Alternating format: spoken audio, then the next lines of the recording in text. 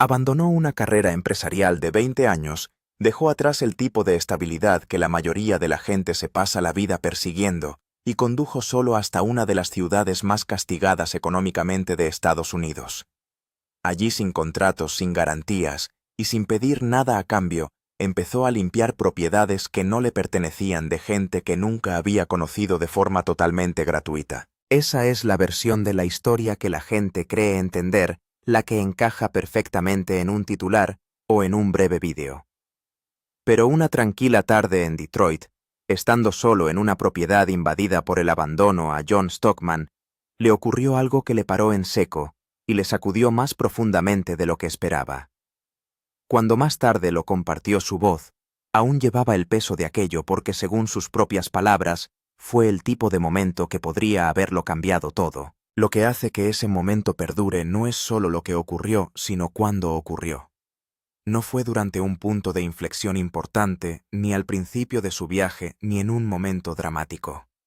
Fue un martes. Un día normal, enterrado en una rutina que había construido, alejándose de todo lo que una vez le pareció seguro y predecible.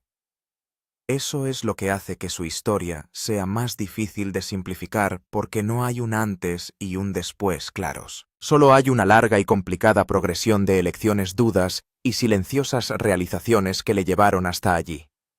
Y parte de esa historia comienza en un lugar que la mayoría de la gente no esperaría, en conversaciones que sus jefes habían estado reteniendo durante años. Durante casi 2 décadas, John se presentó a un trabajo que sobre el papel parecía un éxito. Trabajaba en la industria automovilística de Michigan, construyendo una carrera paso a paso después de casarse joven y formar una familia muy pronto. Desde fuera todo encajaba con la definición estándar de estabilidad. Había un sueldo fijo, un título claro, una sensación de movimiento ascendente, todos los marcadores que sugieren que alguien ha resuelto las cosas. Pero bajo esa superficie había un constante y silencioso desenredo que nunca llegó a entrar en la narrativa visible de su vida. Vivía con una persistente sensación de síndrome del impostor que no iba y venía, sino que permanecía. Día tras día, año tras año, incluso después de demostrar su valía en repetidas ocasiones, arrastraba la persistente creencia de que no pertenecía realmente al lugar en el que estaba. Esa voz interna a la que le pregunta si realmente es lo suficientemente bueno, nunca se calmaba. En todo caso, se hacía más fuerte cuanto más tiempo permanecía en ese entorno.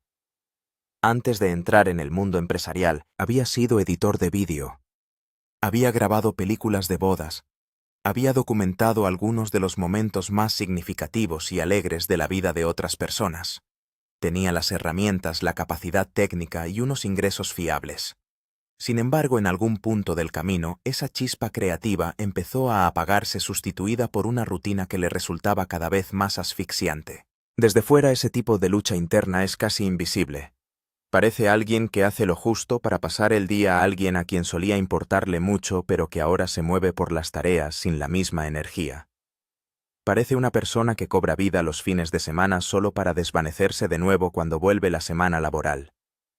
John lo describió como vivir dentro de una caja sin prosperar, ni siquiera luchando de verdad, solo existiendo dentro de una estructura que ya no encajaba con la persona en la que se estaba convirtiendo. Lo que hace diferente su historia es que este cambio no pasó desapercibido. Sus jefes lo vieron. No solo se fijaron en su rendimiento en el trabajo, sino en el contraste entre lo que era durante las horas de oficina y lo que era fuera de ellas. Vieron los proyectos creativos en los que trabajaba en su tiempo libre, la energía que les dedicaba y la brecha que seguía ensanchándose entre esas dos versiones de sí mismo. En lugar de reprenderle o presionarle más para que cumpliera las expectativas, optaron por un enfoque diferente. Le llamaron aparte, no para criticarle, sino para reconocer algo que no se había permitido creer del todo. Le dijeron que tenía algo real, algo que merecía la pena perseguir, algo que iba más allá de los límites de su función actual. Aquella conversación no transformó su vida de inmediato. No salió aquel día y abandonó todo lo que había construido. Pero algo cambió internamente. Durante años había estado esperando una especie de permiso que nunca venía de dentro. y en un momento inesperado llegó desde fuera. La energía creativa que la rutina había ido suprimiendo poco a poco empezó a encontrar su camino de vuelta a través del trabajo que hacía por su cuenta. Y por primera vez alguien en una posición de autoridad validó ese instinto en lugar de desestimarlo. Lo que finalmente eligió para seguir ese instinto no fue algo que pudiera haber predicho. Detroit no formaba parte de un plan cuidadosamente trazado. Fue el resultado de una sola tarde, una sola decisión y un solo lugar que no podía ignorar. La mayoría de la gente cuando pasa junto a algo roto en la carretera siente un breve momento de incomodidad o tristeza y sigue conduciendo. John hizo algo diferente. A los 41 años, una edad en la que la mayoría de la gente cree que las decisiones importantes de su vida ya han quedado atrás, se detuvo. Salió de su coche y se acercó a un preescolar abandonado que había sido completamente superado por el abandono. Las malas hierbas se habían tragado los senderos, la maleza cubría todos los rincones y toda la propiedad cargaba con el peso silencioso de algo que una vez había importado pero que se había olvidado. No había ninguna cámara con él, ningún público observándole, ninguna intención de convertir el momento en contenido. No estaba construyendo una marca ni perseguía llamar la atención. Era simplemente un hombre que no podía ignorar lo que estaba viendo. Así que empezó a arrancar malas hierbas con sus propias manos. Ese pequeño acto imprevisto se convirtió en algo mucho más grande. Se convirtió en una misión y con el tiempo esa misión evolucionó hasta convertirse en una plataforma. Lo que empezó como una sola tarde se convirtió en un canal llamado Midlife Stockman, que acabó llegando a cientos de miles de personas y acumulando millones de visitas. Localmente se hizo conocido como alguien que devolvía la vida a espacios olvidados, pero nada de ese reconocimiento formaba parte de la intención original. Lo que a menudo queda fuera de la versión inspiradora de esta historia es lo incierta e inestable que fue en realidad esa transición.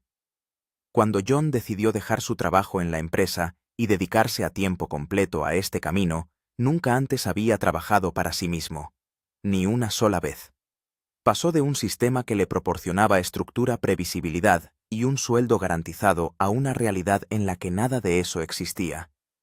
No había ningún horario impuesto desde fuera, ningún título que definiera su función, ninguna certeza sobre lo que le depararía cada mes.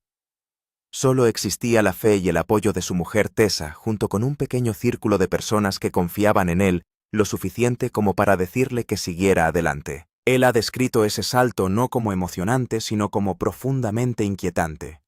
No fue un momento lleno de confianza, sino marcado por el miedo y la incertidumbre. Y no se puede subestimar el papel que Tessa desempeñó en esa transición. Su apoyo no fue abstracto ni condicional. Ella le apoyó cuando la idea aún era frágil, cuando parecía menos un propósito y más un riesgo. Cada vídeo en el que aparece trabajando bajo el calor de un largo día de verano se basa en esa colaboración, en la creencia compartida de que lo que estaba haciendo importaba. El nombre de su canal refleja ese punto de inflexión. A los 41 años, lo que muchos podrían calificar de crisis de la mediana edad se convirtió, según sus palabras, en una misión de mediana edad. Pero esas dos ideas están más cerca de lo que parecen, porque lo que siguió no fue limpio ni predecible. No era seguro. Detroit presentaba retos que iban mucho más allá de las propiedades cubiertas de maleza y los espacios abandonados. Era una ciudad moldeada por años de penurias, donde la confianza no se da fácilmente e incluso los actos de generosidad pueden ser recibidos con recelo. Los vídeos muestran a menudo la transformación, el satisfactorio proceso de convertir el abandono en algo cuidado de nuevo. Lo que no siempre muestran es la tensión que conlleva trabajar solo en ese entorno. Hubo momentos en que los vecinos se enfrentaron a él cuestionando su presencia, inseguros de sus intenciones.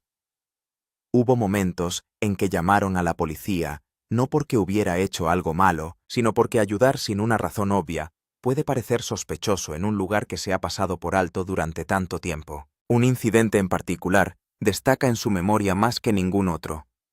No solo fue incómodo, fue definitorio. Los agentes tuvieron que intervenir mientras él estaba en plena faena, interviniendo físicamente en una situación que se agravó más de lo que esperaba. Imagínese ese momento con claridad, un hombre intentando restaurar algo roto de repente, rodeado de tensión e incomprensión, y la constatación de que incluso hacer algo bueno puede conllevar riesgos. Es en esos momentos, no en las transformaciones pulidas, cuando se hace visible todo el peso de su decisión. Estás cubierto de sudor. Llevas horas trabajando en una propiedad que limpias gratis. Y estás delante de la policía explicando por qué no eres la amenaza. Ha manejado momentos como estos con una paciencia constante que resulta impresionante o desgarradora según se mire. En un vídeo hace una pausa mientras un vecino da vueltas a la manzana para presentar una queja. Mira a la cámara casi con calma. Puede que esta propiedad no merezca la pena. El tipo está recorriendo todo el vecindario intentando quejarse. La ciudad me pidió que viniera, así que veremos qué dice la policía. Esa calma se gana, no es natural. Viene de hacer esto suficientes veces para entender que algunas personas han sido defraudadas por forasteros que aparecen en su vecindario tantas veces que la amabilidad no se lee como amabilidad inmediatamente. Se lee como una trampa, y el mismo impulso que hace que Sean ayude a extraños es el impulso que hace que los extraños sospechen. No puedes separar esas cosas, son la misma cosa. La apuesta. Pero los enfrentamientos son solo la mitad de lo que hace duro este trabajo. La otra mitad es puramente física. Sean ha trabajado a 90 grados de calor con una pala transformando propiedades que la mayoría de la gente no pisaría. Algunas limpiezas duran cerca de 3 días completos. Múltiples cambios de herramientas. Múltiples cajas de agua. Cada pieza del equipo llevada al límite. Este es un hombre de 43 años moliendo su cuerpo a través de condiciones que detendrían a la mayoría de la gente antes del almuerzo. Propiedad tras propiedad, mes tras mes. Y luego estaba la tarde que golpeó diferente a todas. Sean estaba solo en una propiedad de Detroit. Una limpieza rutinaria. Nada hacía pensar que algo fuera a salir mal cuando algo salió mal. Publicó sobre ello después, todavía visiblemente conmocionado.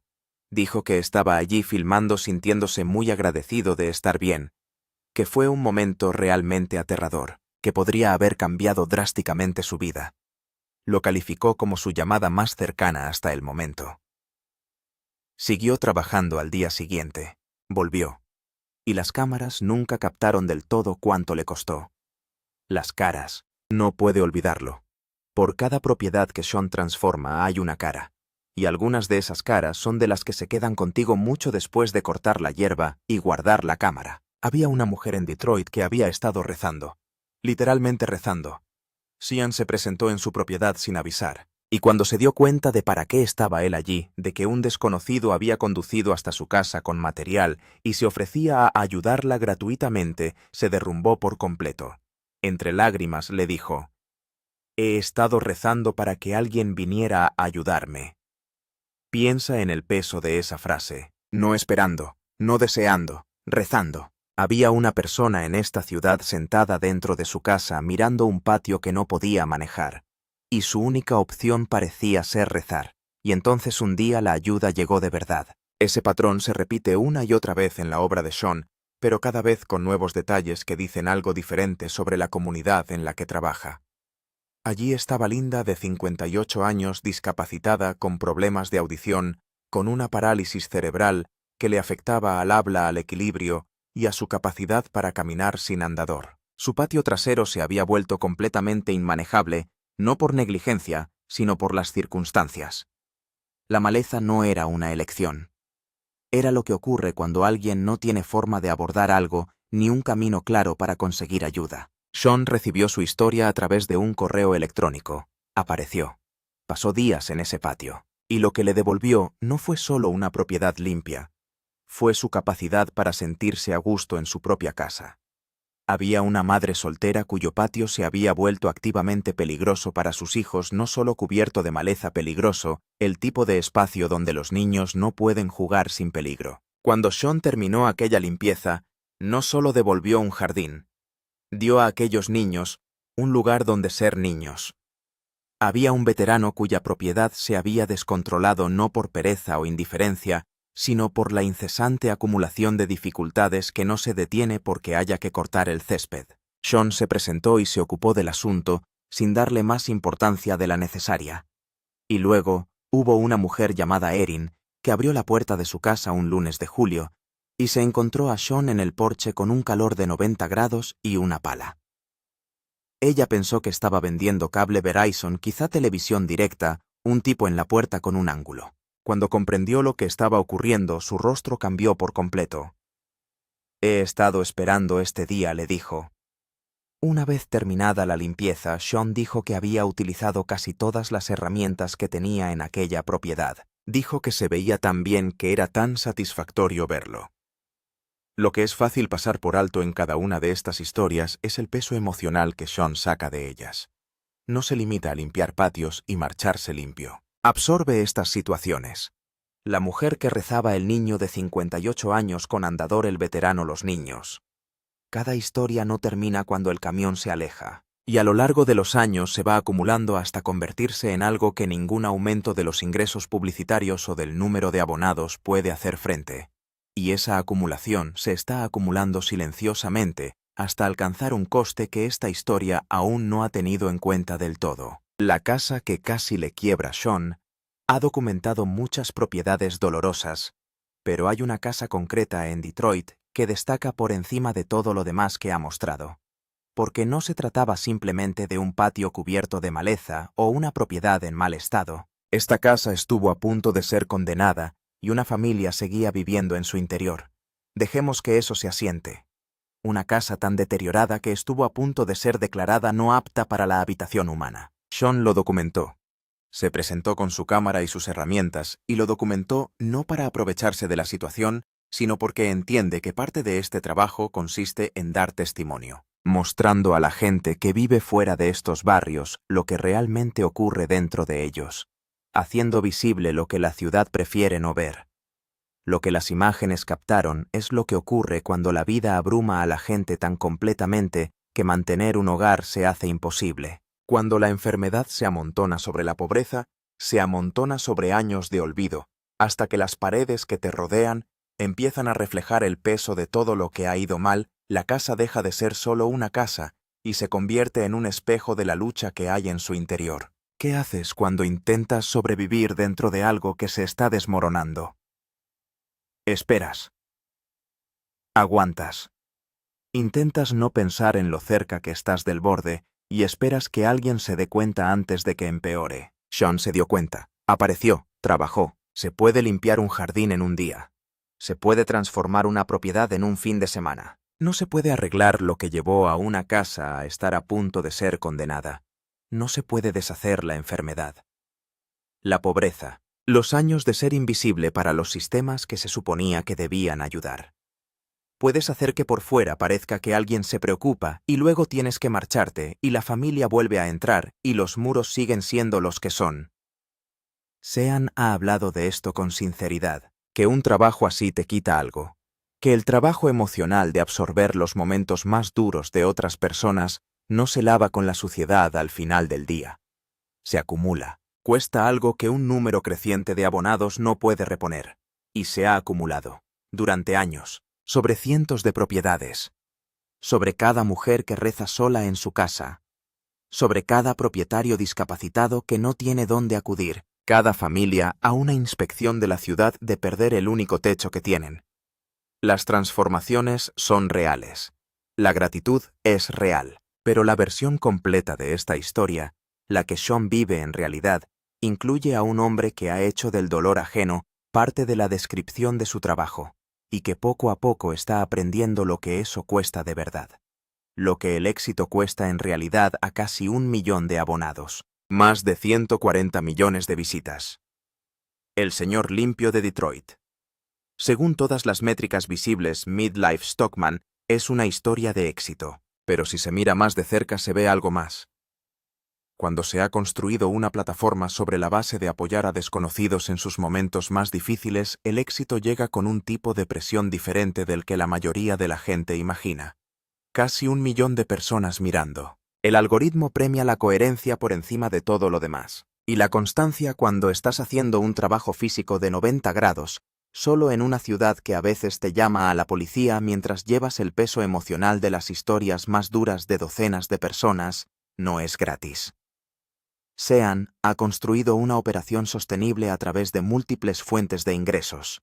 Ingresos por publicidad en YouTube, una comunidad Patreon, mercancías y asociaciones de equipamiento con empresas que suministran las herramientas que exige el trabajo. La comunidad financia los recursos que mantienen los servicios gratuitos para las personas que más los necesitan. Ese modelo es real y funciona, pero unos ingresos sostenibles y funcionar en vacío no son mutuamente excluyentes. Una persona puede ganar dinero y aún así estar agotada. Esas cosas pueden ser ciertas al mismo tiempo. Sean solía correr maratones. Hace unos 5 años que no corre una. El hombre que solía entrenar 26 kilómetros en un solo día, ahora corre un tipo diferente de prueba de resistencia. No se mide en kilómetros sino en propiedades en personas en años de presentarse. No una meta sino una dirección. No una carrera sino una vida. El nombre del canal encierra más verdad de lo que parece a primera vista. Sean tenía 41 años en aquel preescolar abandonado. Lo que encontró allí no fue solo un patio que limpiar, sino una dirección, un propósito. Una respuesta a la pregunta que 2 décadas en una caja corporativa no pudieron responder. Pero el propósito no borra las partes difíciles. Y esto es lo que está en el centro de todo esto. La parte de esta historia que es realmente desgarradora en lugar de simplemente inspiradora. Un hombre no puede salvar a todo el mundo. No importa cuántas horas trabaje Sean, no importa cuántas propiedades transforme, no importa cuántos vídeos del antes y el después alcancen 1 millón de visitas. Hay una mujer en Detroit ahora mismo que ha estado rezando para que alguien aparezca. Hay un veterano cuya propiedad se le va de las manos cada semana.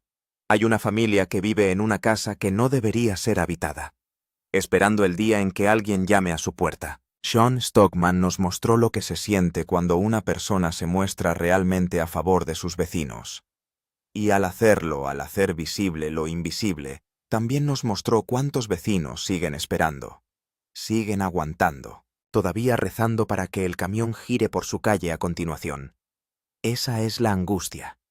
No lo que se perdió, pero lo que aún no se ha encontrado. ¿Qué opinas de la historia de Sean Stockman, de Channel Midlife Stockman? Comparte con nosotros en los comentarios de abajo. Si te ha gustado este vídeo, asegúrate de darle a me gusta y suscribirte a nuestro canal. Para conocer más historias interesantes como esta, no deje de hacer clic en el siguiente vídeo que aparezca en su pantalla. Nunca se sabe lo que descubrirá a continuación.